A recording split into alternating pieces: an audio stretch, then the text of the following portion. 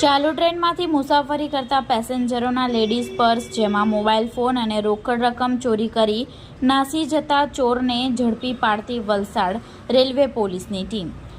જિલ્લા પોલીસ અધિક્ષકની સૂચના મુજબ વલસાડ રેલવે સ્ટેશન હદ વિસ્તારમાં બનતા ચોરીના ગુનાઓ શોધી કાઢવા માટે મિશન ક્લીન સ્ટેશન સાર્થક કરવા સૂચનાઓ અને માર્ગદર્શન આપવામાં આવ્યું હતું, જેના આધારે વલસાડ રેલવે પોલીસ સ્ટેશનમાં તારીખ 6/9/2025ના રોજ એક ચોરીની ઘટના બની હતી, જેમાં કાળા કલરનું લેડીઝ પર્સ, સફેદ રંગનો મોબાઈલ ફોન, રોકડ રકમ મળી કુલ 25,000 રૂપિયાની મુદ્દામાલની ચોરીની ઘટના બની હતી। જે ફરિયાદના આધારે પોલીસની ટીમે તાત્કાલિક ધોરણે કાર્યવાહી કરી